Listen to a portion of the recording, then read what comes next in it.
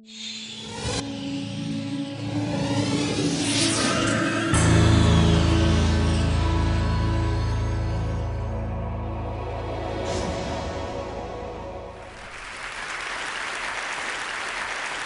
was only 4 years old when I saw my mother load a washing machine for the very first time in her life. That was a great day for my mother. My mother and father had been saving money for years to be able to buy that machine. And the first day it was going to be used, even Grandma was invited to see the machine. And Grandma was even more excited. Throughout her life, she had been heating water with firewood, and she had hand-washed laundry for 7 children. And now she was going to watch electricity do that work. My mother carefully opened the door, and she loaded the laundry into the machine, like this. And then when she closed the door, Grandma said, no, let me push the button. And Grandma pushed the button, and she said, oh, fantastic, I want to see this, give me a share, I want to see it. And she sat down in front of the machine, and she watched the entire washing program. She was mesmerized. To my grandmother, the washing machine was a miracle.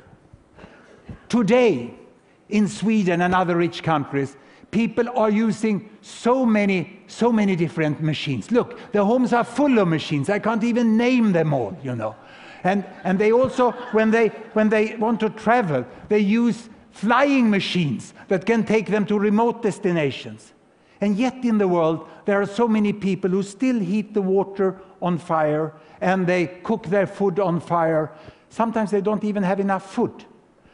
And they live below the poverty line. There are 2 billion fellow human beings who live on less than $2 a day. And the richest people over there, that's 1 billion people, and they live above what I call the airline. Because they have spent more than $80 a day, you know, on their consumption. But this is just 1, 2, 3 billion people. And obviously there are 7 billion people in the world. So there must be 1, 2, 3, 4 billion people more who live in between the poverty line and the airline. They have electricity. But the question is, how many have washing machines? I've done a scrutiny of market data, and I found that indeed the washing machine has penetrated below the airline, and today there's an additional 1 billion people up there who live above the wash line. And they consume for more than $40 per day. So 2 billion have access to washing machine, and the remaining 5 billion, how do they wash? Or to be more precise, how do most of the women in the world wash? Because it remains a hard work for women to wash. They wash like this, by hand. It's a hard, time-consuming labor, which they have to do for hours every week. And sometimes they also have to bring water from far away to do the laundry at home. Or they have to bring the laundry away to a stream far off. And they want the washing machine. They don't want to spend such a large part of their life doing this hard work with so relatively low productivity. And there's nothing different in their wish than it was for my grandma. Look here, 2 generations ago in Sweden, picking water from the stream, heating with firewood, and washing like that. They want the washing machine in exactly the same way. But when I lecture to environmentally concerned students, they tell me, no, everybody in the world cannot have cars and washing machines. How can we tell this woman that she ain't going to have a washing machine? And then I ask my students, I've asked them over the last 2 years, I've asked, how many of you doesn't use a car? And some of them proudly raise their hand, you know, and say, I don't use a car. And then I put the really tough question. How many of you hand wash your jeans and your bed sheet? And no one raised their hand. Even the hardcore in the green movement use washing machine. So how come something that everyone used and they think others will not stop it? What is special with this? I had to do an analysis about the energy use in the world. Here we are. Look here. You see the 7 billion people up there? The air people, the wash people, the bulb people, and the fire people. One unit like this is an energy unit of fossil fuel, oil, coal, or gas. That's what most of the electricity and the energy in the world is. And it's 12 units used in the entire world. And the richest 1 billion, they use 6 of them. Half of the energy is used by 1/7 of the world population. And these ones who have washing machine, but not the house full of other machines, they use 2. And this group use 3, 1 each. And they just have electricity. And over there, they don't even use 1 each of them. That makes 12 of them. But the main concern for the environmentally interested students, and they are right, is about the future. What are the trends? If we just prolong the trends without any really advanced analysis to 2050, there are 2 things that can increase the energy use.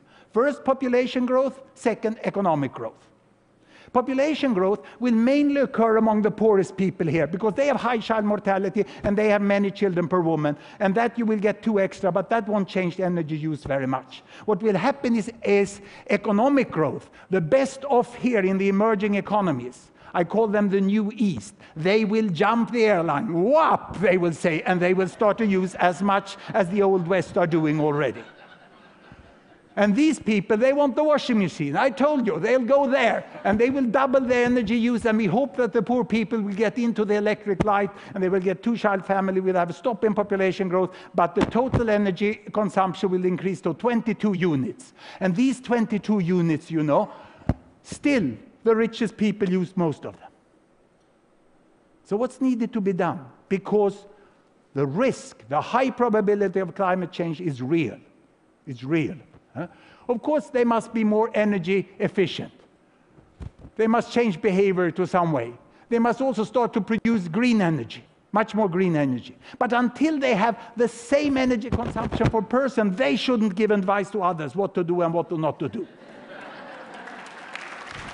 Here we can get more green energy all over. This is what we hope may happen. It's a real challenge in the future. But I can assure you that this woman in the favela in Rio, she wants a washing machine. She's very happy about her Minister of Energy that provided electricity to everyone. So happy that she even voted for her, you know. And she became Dilma Rousseff, the president-elect of one of the biggest democracies in the world, you know, moving from Minister of Energy to president. If you have democracy, people will vote for washing machines. They love them. And what's the magic with them?